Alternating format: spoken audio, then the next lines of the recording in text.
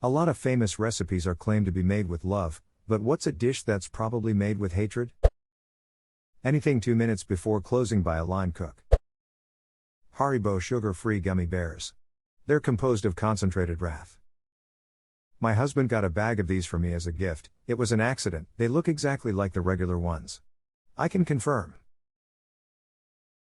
Yes, an accident.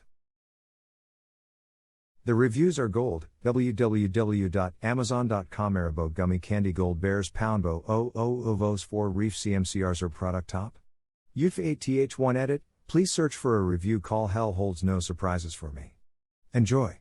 Edit 2, here's the link to said review, https www.amazon.com customer reviews views 94 reef CMCR or Pterful. UF8 asin 000 4. QA section is wonderful too. My favorite answer to will I get Hiroshima out my bum hole only if I buy the 5 pounds bag or can I buy the 3.53 ounces bag and still have the same outcome was the ratio is perfectly balanced at 1 pound per megaton of sphincter force. The 3.53 ounces bag is the more gentle Stinger missile, while it would take approximately 1 pound to achieve Hiroshima out your bum hole.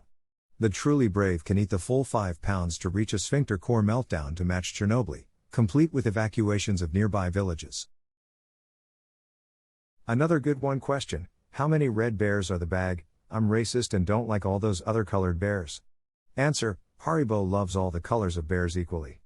Each bag is filled with a random variety of all the colors to create racial equality within the bag.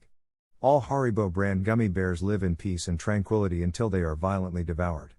With every bag of gummy bears comes a civilization that you will cause the downfall of, just as everyone else, upon eating the bears. To eat only the red bears would be an awful thing to do to their green, yellow, and white family and friends. The tragic loss of a whole race of bears will change the flavor for the worst. Murder with equality, not segregation, for every bear shall be devoured as equals, no of separation gummy 6-1 Haribo Bible. Stop being racist, Brian. My year 8 cooking teacher, who was presumably rented from the Institute of British Stereotypes or something, suggested adding both Heinz baked beans and Marmite to the same lasagna to make it healthier. So, probably that. Ew. And to think I was upset about our school's lasagna containing peas. You have a right to be. Potato chips were supposedly invented out of spite. Supposedly the story goes some rich guy kept complaining that the cook a guy named George Crumb kept messing up the potatoes he was serving. So George sliced the potatoes really thin, fried them to a crisp, and salted them. The customer loved them and other customers started ordering potatoes that way. Thanks for the awards. He couldn't murder the customer but he sure AF could kill that potato.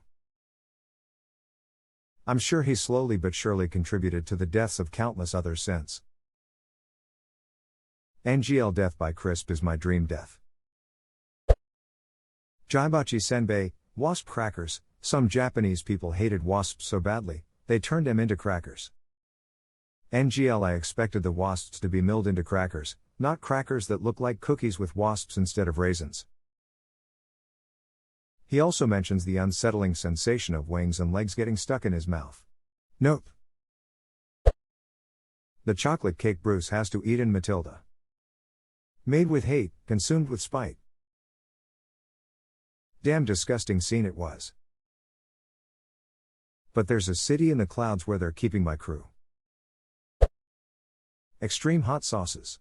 They're not made for flavor or enjoyment, they're designed to destroy the mouth, stomach and asshole of whoever eats it. True story, I mix the crazy hot sauces with special paint and apply it to the bottom of my boat. It is enough of an irritant that it keeps barnacles and other marine life from growing on the hull. This is an old trick. I've heard of Cajuns in the bayou using cayenne powder. I've even heard of them using Trinidad scorpion, number 2 hottest pepper, for this purpose on commercial ships. It's legit. As a fisherman in Maine, I gotta ask my captain about this. Perhaps he might have a story or two to tell about the old-timers using it. My mom's snail stew. My mom rents a plot of land for growing organic veggies as a hobby. Now, every damn year an army of snails invades her crops. She got so fed up one time that she spent hours collecting them all and then cooking them in a spicy stew. Bear in mind, I'm from northeastern Spain, we eat snails, so it's not weird at all. Anyway, It was the best snail stew we ever had, and it was 1000% made with pure, unadulterated hate towards the main ingredient. Anyway, she makes it several times every summer now. It's always fantastic. You're lucky, we mostly get naked snails who are not edible and just annoying. You mean slugs? If that's what those nasty bastards without a snail house are called, then yes. Snail house lol. Funny enough, snail house is actually the literal English translation of the German word for it, Schneckenhaus, so it might be German. German words can be humorously literal sometimes. I've seen other words that translate kind of like this that seem strange in English but make sense why they say it. Indeed. A slug, for example, is called a Nacktschneck in German, so a naked snail. Kind of makes sense when you think about it. I guess this proves that op is German. Once ate a pudding made of vegetables in my school cafeteria. That thing looked like green goo put together with some cooked eggs and slime. I swear I tried to eat that thing and end up gagging every time I took a bite. I can't even remember its flavor, but it was bad. So that vegetable pudding was definitely made with hate, or maybe school cafeteria's food in general. School cafeteria food is made with resigned indifference and engineered to be as cost-effective as possible. The result is a soulless abomination that can somehow be too salty and bland at the same time. It's the Vaughan poetry of food. Oh, freddled grunt buggily. In Titus Andronicus. The play by Shakespeare, there is the famous pie from Wiki. When Tamra is gone, Titus has them restrained, cuts their throats and drains their blood into a basin held by Lavinia. Titus morbidly tells Lavinia that he plans to play the cook, grind the bones of Demetrius and Chiron into powder, and bake their heads. When the emperor calls for Chiron and Demetrius, Titus reveals that they have been baked in the pie Tamra has just been eating. For context, Demetrius and Chiron raped Titus' daughter, Lavinia. Then they cut off her hands and cut out her tongue so she couldn't tell anyone who did this to her. He served the above-mentioned meat pie to their mother, Tamra. Shakespeare had a goth phase. I was lucky enough to see this play at the Sydney Opera House. My wife was all excited that we had tickets to see Shakespeare, but she had no idea what Titus Andronicus was about. When we walked out of the theater, she turned to me and, with a completely straight face, said, "It was okay, but I think I prefer Midsummer's Night." Shakespeare is the original sex, drugs, and fast mandolin. Everyone knows the popular ones: Romeo Juliet, Midsummer's, Julius Caesar, Hamlet, Macbeth. Those are the tame ones. His plays are filled to the brim with murder and poorly advised sex. The amount of times where people who shouldn't duck do and this results in everyone dying that shows up is nothing short of Shakespearean. If you go to see Shakespeare, and you don't recognize the name of the play, strap in for a really good time. I went to see Cymbeline. I had no idea about it beforehand, but I was nearly laughing out loud at the final scenes. It's not meant to be a comedy, but it seemed like he was writing it, and then someone said, "Come on Bill, this is due tomorrow morning, duck, let's tie this shit up." Someone did a whole confession explaining a point, and a minute later someone raises a question and the person goes, "Oh yeah, another thing I should say." If that was mean as humorous, no one was laughing audibly. There may have been people trying not to laugh. Oh yeah, even his non-comedy plays are filled with funny stuff and hilarious bullshit. And actors, both intentionally and not, often find hilarious ways to deliver his lines. If you find it funny, don't be afraid to laugh. Actors love it when they can hear you engaging with their show. TBF, comedy and tragedy had different meanings back then. Comedies were plays where everyone lives, and tragedies were plays where everyone does. It's not about how funny the plays were.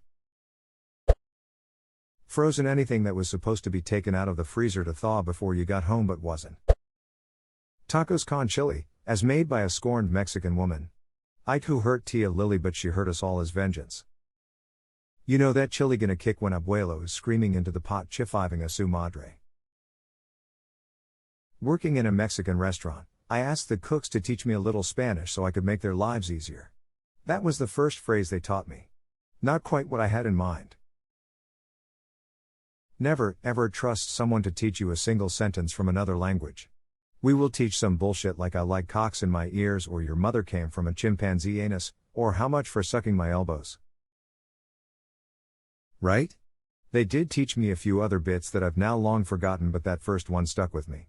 The brother of a friend of mine majored in something having to do with Italian culture, I don't remember what, so he became fluent in the language. Their parents decided to take a trip to Italy and asked the brother to teach them useful phrases, like "Where is the restroom, please?" Brother did so, except instead of teaching them to ask politely for the restroom, he substituted the phrase "Teresa Botti behind the fountain."